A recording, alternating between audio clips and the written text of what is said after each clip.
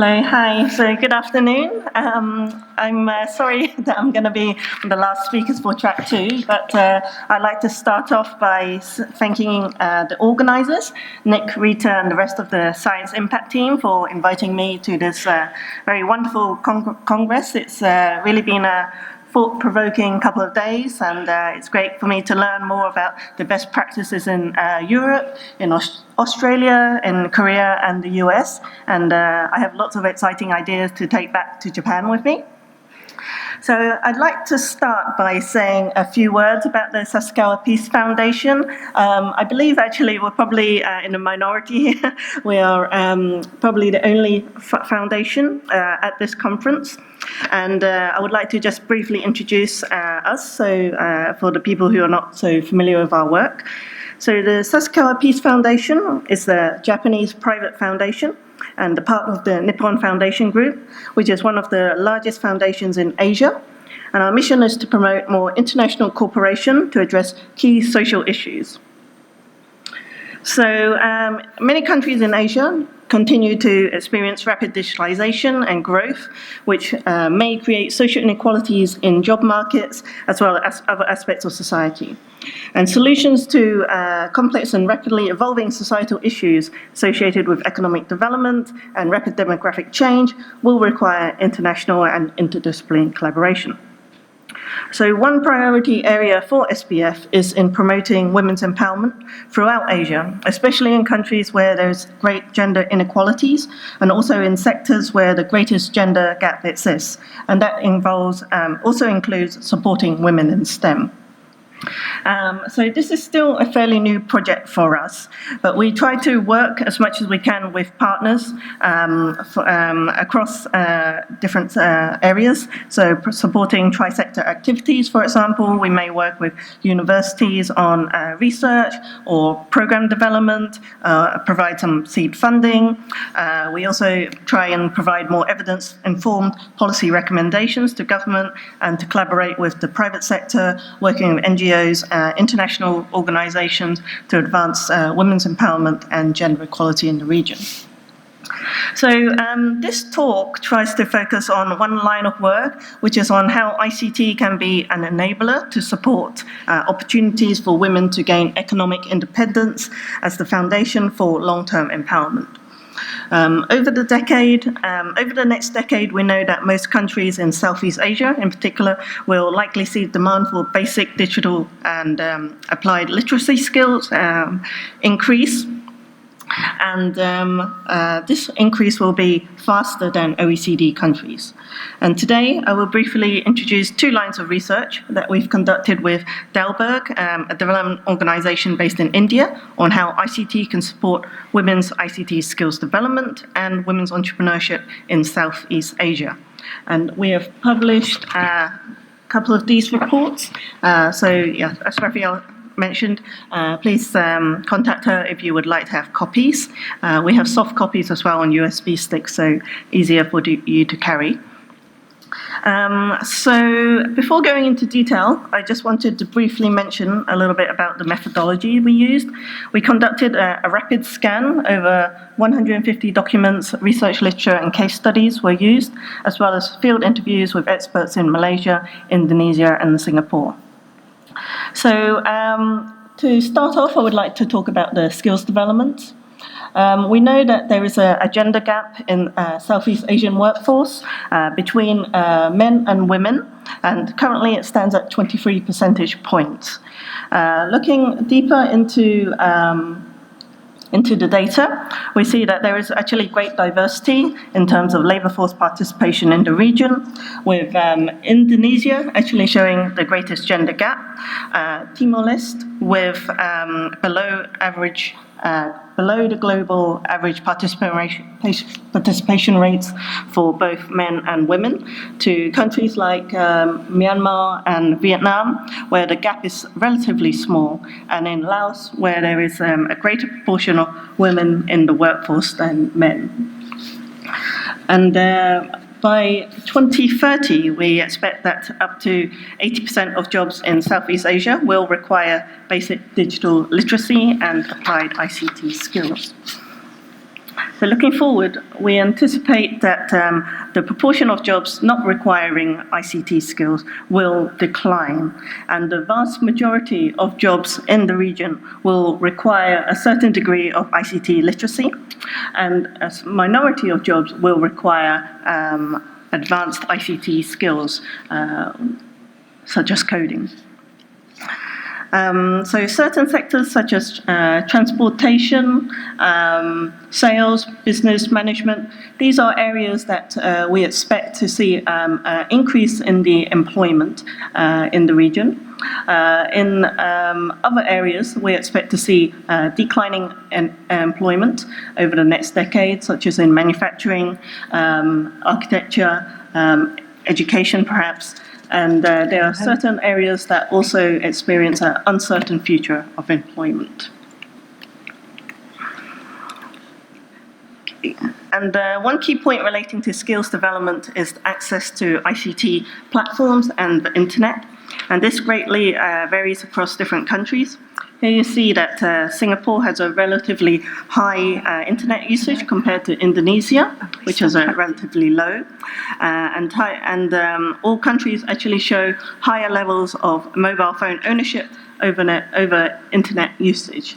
So these are key drivers in order to support ICT-related skills development. There are also differences in the sectors women decide to participate in across different countries. So with Brunei and Singapore, jobs are mainly in the services and the industry sectors. And in Vietnam, there is a higher proportion that is dedicated to agriculture. But ICT usage also varies between different sectors. So, for example, industry has a high prevalence of ICT proficiency, whereas services has moderate levels of ICT use, and agriculture obviously quite low. And we also anticipate that there will be job changes and jobs that are at risk as a consequence of digitalization. And this is a graph that shows the effect on job markets. And the projections show that approximately 56% of current jobs will be at risk. And this disproportionately affects women more than men, as the jobs that are at risk will be mostly replaced by jobs that require stronger ICT skills. So this is another reason why we think developing ICT skills for women is important. However, there are also lots of sources of evidence that show that barriers faced by girls and women and how they interact with ICT and STEM also affects their adoption and employment. So one is looking at the barriers to develop an interest in ICT. There's still a pronounced gender bias when it comes to technology, with stereotypes dictating that technology is still considered as a male domain. In certain countries, this holds particularly strong. So we need to delve deeper into the local context to understand this in greater detail. These biases are actually enforced much of the time by parents and teachers. Studies also indicate that the self-esteem of secondary level school girls is affected, especially in STEM subjects compared to other subjects. And there's also a lower access to ICT skills and connectivity for girls and women than for boys. There are also barriers not just to developing interest, but also acquiring the ICT skills. Women often need to take up the bulk of the responsibilities for domestic and care work. Families in the region tend to spend much more also on education for boys and men than for girls.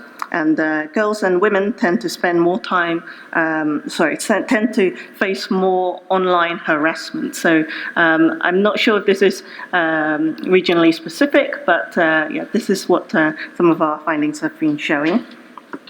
There are also barriers to entering the workforce, where women perceive existing ICT jobs as potentially less attractive because women receive lower wages than men, and women also gain fewer promotions than men. So altogether, these are key barriers that we need to tackle in order to make ICT and STEM skill adoption more accessible to girls and women. And this is data taken from a UNESCO study with KWDI, the Korean Women Development Institute, and they found that in Vietnam there is actually a difference in the time that teachers spend interacting with boys than with girls, particularly in maths and science. This does not apply to other subjects. So, and at certain times, teachers, male or female, may interact with boys twice as much as with girls. So this is something that we observed in Vietnam. In both of our reports, we also have quite a lot of information about different case studies that look into ways to reduce these barriers. And I won't have I won't have time to go into detail today, but please see our reports if you would like to learn more about these case studies. So after analysing all of these case studies, we have come up with a few different design principles for development of programs focusing on ICT development for girls and women. Firstly, is to highlight the role of, to highlight female role models to increase the confidence of girls and women. Researchers found that girls and women perform much better when they know the successful role models and have opportunities to interact with them. Secondly is to leverage content that portrays ICT as a female domain. This may be a relatively straightforward intervention, such as showing more pictures of girls in diagrams in maths and computer science classes and textbooks. Using customized gender-responsive content that appeals to girls and women will also improve ICT STEM learning outcomes.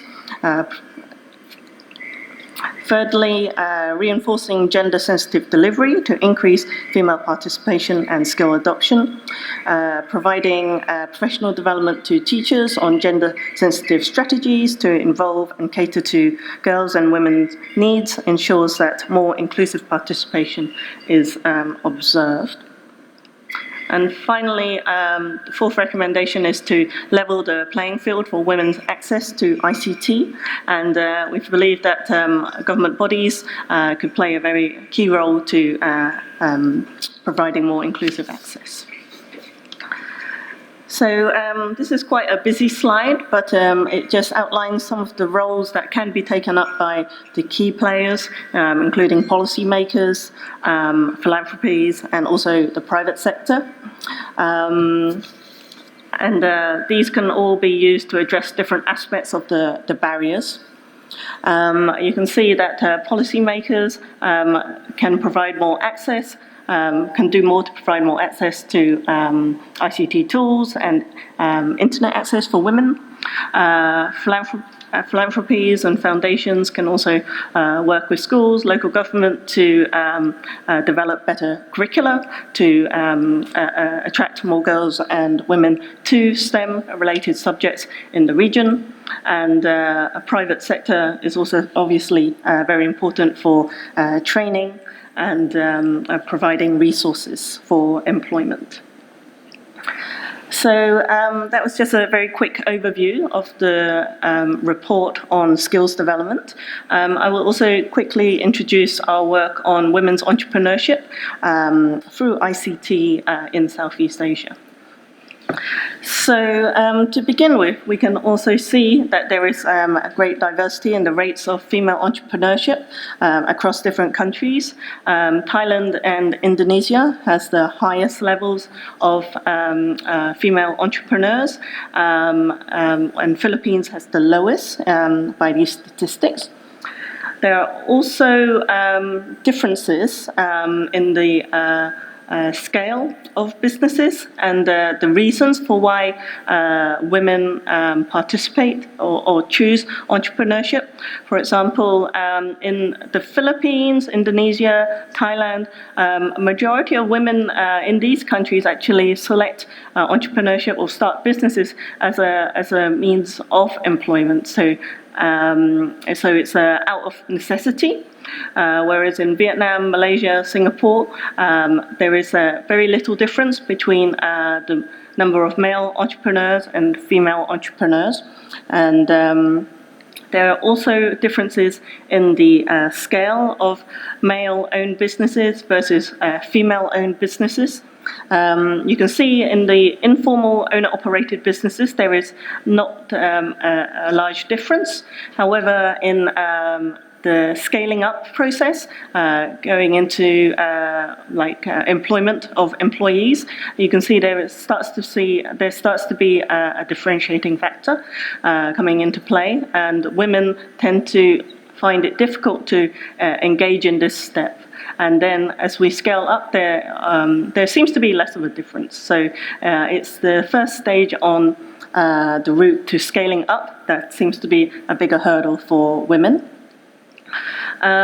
Looking across different countries, we also see some diversity in the number of MSMEs. You can see that in Indonesia, scaling process is actually much more efficient than in other countries. And in Malaysia, 94% of the women-owned businesses are still owner-operated. Another area that ICT could potentially bridge is the access to formal credit, which is very important for the business development process. You can see here there is, again, differences. Cambodia has a very small proportion of credit that is served by formal credit, whereas in Vietnam it's higher. But generally, the proportion varies quite a lot, with 79 to 90% of female entrepreneurs not being able to access formal credit mechanisms. So again, there are also barriers that ICT can facilitate to overcome these hurdles. For example, ICT can mask gender and reduce gender bias to help women gain access to finance. ICT can support women's access to markets via e-commerce platforms. Virtual mentoring, in particular, can help women develop skills and overcome difficulties associated with growing a business. So in addition to barriers, there are also some social cultural root causes in the region, and we've only really started to kind of look into this area. It requires more work, but you can see that there are factors such as domestic care duties, mobility, the confidence of women as capable business leaders. These are all issues that kept coming up in our interviews and in our research in the region. So we hope that ICT can help also to address these social cultural root causes. So in the reports, we also have greater detail on the case studies from Southeast Asia and the lessons that can be gained. For example, with mobile micro-franchising, this is a program set up by the Grameen Foundation in India, which helped female entrepreneurs to start small-scale ICT businesses in Indonesia, and showed that and in this case study, they showed that selling to other women helped to drive the profitability of businesses, as women are more likely to buy from each other. Again, through the analysis of different case studies, we've come up with a set of design principles for ICT-orientated programs to support women entrepreneurs. Firstly is applying a family-centric approach, flexible online training and making creches available during training programs. I believe this is important for entrepreneurs in business, but also for universities, and it's a kind of universal cross-cutting approach that can be applied to different sectors. Providing women with access to ICT devices and connectivity. Again, this is maybe less of an issue in Europe, the US, but in certain countries in Southeast Asia, this remains a key issue. And this is something that, again, the government, other players can help to address. To build lasting women's networks. This is something that came up in our interviews with female entrepreneurs and business owners. The support for training and to provide mentorship, to provide access to mechanisms to overcome business challenges. These are type of areas that networks can help to overcome, and ICT could be one important lever to promote that. And finally, we believe that it's important to support women in overcoming the social cultural norms and biases. Again, this is an area that we need to do more work into, but to understand more about the local contexts in different countries, but it could be a very important aspect in order to promote more entrepreneurship. So we believe that the key players, policymakers, philanthropies, the private sector, potentially also universities could play a role in this, and each could take up different roles. Policymakers could be very important to design better policies, to provide entrepreneurs with access to finance, and also as a starting point, maybe access to ICT so that they can access online modes of finance. Philanthropies can also be key players in creating networks, supporting the tri-sector collaboration between government and businesses and other players to instill best practices. And also private sector would be key in providing the actual training and actually sourcing from women via e-commerce platforms. And to address the social cultural root causes, I think there is quite strong evidence that maybe having a larger scale campaigns using media, different forms of media, could help to slowly change these social cultural norms to foster more entrepreneurship amongst women. So again, this is the reports. We also have started working with academics to come up with a series of very critical current reviews on topics that are affecting women in STEM in the higher education sector. So we have two reports with academics from the US. One is entitled Why Women Aren't Where They Are Needed in the Workforce, Putting the Pieces Together. And this was developed by Professor Patricia Rankin and Dr. Kakamise from the University of Colorado Boulder. We also had the great pleasure to work with Professor Molly Keynes from the University of Wisconsin-Madison, who has, and her team has developed a report, research review relating to the impact of unconscious bias on women's career advancement. And again, these reports are available on the USB sticks that Rafaela has. So I think I'm out of time now, so I'd just like to acknowledge the rest of the team from SPF and Dalberg for this work. We actually have many other different projects, but we'd also like to hear from you if you have any ideas about areas for collaboration in Asia or in Japan. So yeah, please feel free to contact me. Thank you.